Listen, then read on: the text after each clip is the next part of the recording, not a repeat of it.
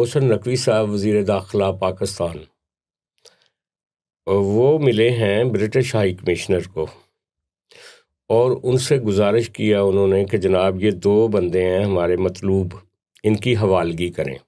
पहला शहजाद अकबर और दूसरा मेजर आदिल राजा। तो इन दोनों ने क्या किया? इन दोनों ने वही हरकत की है जो आपने की है। अब पता नहीं आपका कब जिक्र आएगा। इन दोनों ने पिछले कुछ दिनों से टक्का के वीडियो बनानी शुरू की हुई हैं कि जनाब नवाज शरीफ नया आर्मी चीफ लेकर आ रहा है और आसम मुनीर साहब का कोई वो नोटिफिकेशन रोक के बैठा हुआ है। तो इसके ऊपर मोहसिन नकवी साहब चले गए थे आज। उन्होंने कहा जी कि बंदे दो ने साढ़े मफरूर इन्हों सानू वापस करो।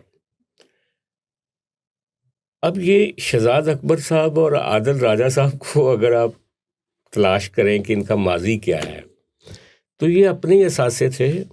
शहजाद अकबर साहब मुशर्रफ साहब के ज़माने में नैब के क्या थे, वो जो प्रोसिक्यूटर जनरल थे। उसके बाद इमरान खान साहब आए, एहतसाब का बुखार चढ़ा था उनको और बाजवा साहब को, सारियां पार्टियों ने दमिया पा दो। तो ये शहजाद अकबर साहब ही मेन कल्परेट थे जिन्होंने मुकदमे बनाए थे पीपल्स पार्टी और नून लीग पर और बाकी सारे लोगों पर। और मुझे याद है एक वाक़या कि हमारे एक दोस्त हैं, वो मिनिस्टर हैं, तो उनसे मिलने के लिए, कहीं 10 साल पहले मिनिस्टर रहा है वो, तो उससे मिलने के लिए उसका ड्राइवर आया जो इस्लामाबाद उसके साथ साथ सर्व करता था।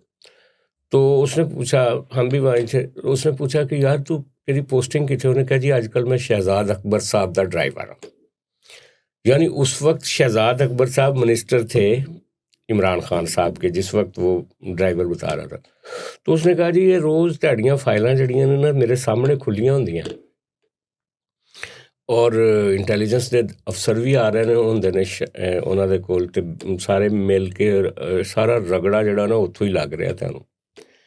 अच्छा, तो जो मेजर आदिल राजा जब बाजवा साहब और राहील शरीफ और बाजवा साहब जो है वो रगड़ा लगा रहे थे मियाँ नवाज शरीफ को और पीपल्स पार्टी को, तो उस वक्त एक्स सर्विसमैन सोसाइटी बहुत काम कर रही थी, अरूज पे थी। यानी कि वो जो मिलिट्री खुद बात नहीं कर सकती, ISPR बात नहीं कर सकता, वो बात एक्स सर्विसमैन सोसाइटी के ज़रिए करवाई जाती थी। तो उसका शायद सेक्रेटरी इंफॉर्मेशन था या सेक्रेटरी जनरल था ये आदिल राजा साहब। तो ये अपने ही बंदे हैं, वहाँ जाके पुतर गए वो। तो आपकी क्या राय है?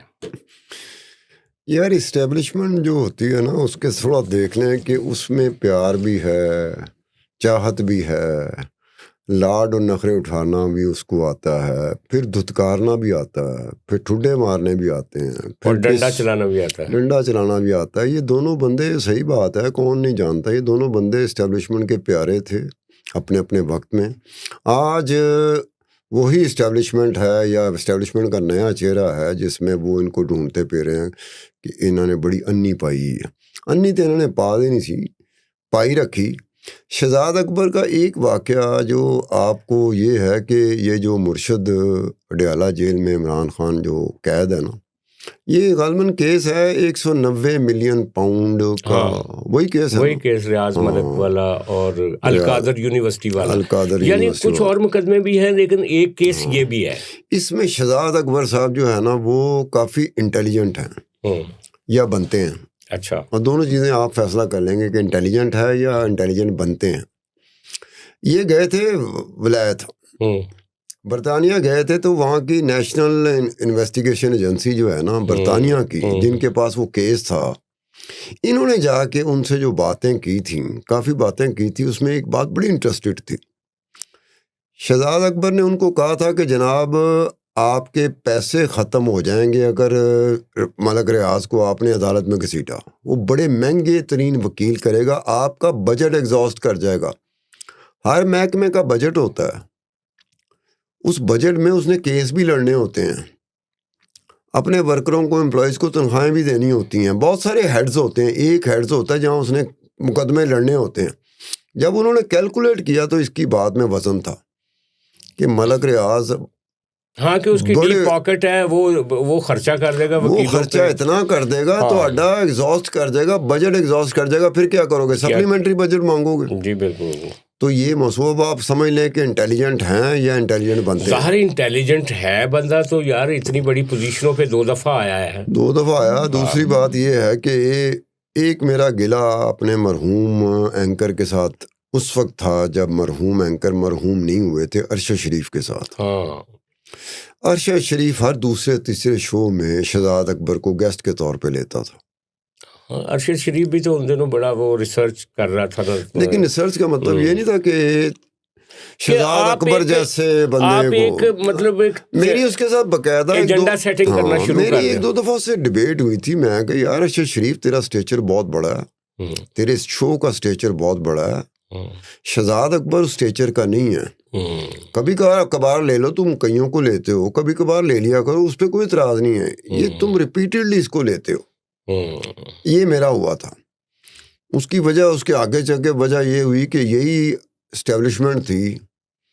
एक हमारे दोस्त हैं मुस मुल्क के बहुत बड़े एडवर्टाइज़र हैं, उन्होंने मुझे कहा था कि सत्तार खान एक दफ़ा भाई लोगों ने, इस्टेब्लिशमेंट को भाई लोग भी कहते हैं, उन्होंने भाई लोगों ने भेजा था कि यार एक बरहोरदार है, इसका महीने का कोई पैकेज तय कर दो तुम, ठीक है, अच्छा पैकेज। अब वो एडवर्टाइज़र मुझसे क्या कहता है, कहता है जब मैं ये मेरे पास आया, मुझे मिला है, तो 15-20 मिनट में मैंने फैसला कर लिया कि इन्हू मैं नहीं रखना।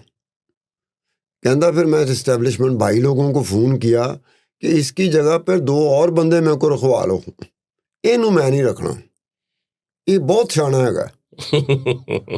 अब देखें, ये है, ये जो राजा आदिल है ना, इसके बारे में मुझे इतना ज़्यादा इन्फॉर्मेशन नहीं है कि राजा आदिल क्या है, लेकिन ये बात तय है कि ये इस्टेब्लिशमेंट इस तरह के लोगों को पालती है, पोसती है, जवान करती है, फेवर्स देती है, बड़े बड़े अच्छे हालात में इनको लेके जाती है, इस्टेब्लिशमेंट ही लेके जाती है। लेकिन यार मुझे राजा आदिल की इसलिए समझ नहीं आई कि भाई तू जितना भी तुझे प्रॉब्लम है आसिम मुनीर साहब से, पाकिस्तान से, या तू मुर्शद का, भाई इमरान खान का बहुत बड़ा चहेता है, ठीक है, तू कर अपना, जो भी तेरा गुबार है वो निकाल। लेकिन यार ये मई की जंग में मैंने इस बंदे को देखा, बहुत ही नीचे गिर गया। ये इंडिया को मशवरे दे रहा था कि जनाब आप ये कर लें, आप यूँ कर लें, आसिम मुनीर भाग जाएगा, ये हो जाएगा। यानी इंडियन वो उनका ना ओपी बना हुआ था। अच्छा, इसका 2 दफ़ा चेहरा बेनकाब हुआ, हुसैन मेहदी और इसका। एक तो 9 मई को, जब 9 मई को ये वहाँ पे बैठ के भाषण दे रहे थे कि फलाने के घर चले जाओ, यानी बलवाइयों को कह रहे थे फलाने जनरल के, फलाने कर्नल के घर जाओ। भाई शर्म करो, तुम इस सतह पे जा रहे हो यार। अच्छा, और अब कहते हैं कि वो 9 मई तो इन्होंने खुद किया। अच्छा, और उसके बाद यार ये इंडिया, वो आपके 100 इख्तलाफ हो सकते हैं, हमारे इख्तलाफ, मतलब मैं ज़ाती तौर पे एस्टैब्लिशमेंट के सियासी किरदार का मुखालिफ हूँ, लेकिन मैं लानत भेजता हूँ यार कि इस इख्तलाफ को आप इंडिया पाकिस्तान दुश्मनी के अंदर ले जाएं। और ये आदर राजा इस कदर, मैं इसके लिए क्या लफ्ज़ बोलूँ, हम ऑन एयर किसी को घटिया कहना अच्छी बात नहीं है, लेकिन ये लफ्ज़ भी छोटा है इस हवाले से। नहीं, वो लफ्ज़ हमें कहना नहीं चाहिए। बाकी यूट्यूबर कहते रहते हैं, उनके यूट्यूब चलते हैं, व्यूवर्स उनको बहुत सारा मिलते हैं, लेकिन वो नाजेबा अल्फाज का इस्तेमाल करते रहते हैं, हम लोग नहीं करेंगे। हाँ, नाजेबा अल्फाज आपके और मेरे बारे में भी बहुत लोग करते हैं, मैंने कमेंट्स देखे। लेकिन इन लोग, अच्छा, ये जो दोस्त है ना मासूम है, ये कोई नवाज शरीफ साहब का है, वो क्या कहते हैं वोटर, कोई इमरान खान साहब का, कोई पीपल्स पार्टी, जिसके बारे में को हल्का सा हम तनकीद करते हैं तो वो कहते हैं भाई तुसी कौन हो, कित्थों आए हो, वो होता है, वो तो जो वो तो होता है शिद्दत आती है। लेकिन हमने इस मौजू पे भी किसी दिन बात करनी है। हाँ, किसी दिन इस पे बात करेंगे कि अब आप अपनी कैफियत में आप भी ठीक हो, लेकिन सानू भी गल करन दो।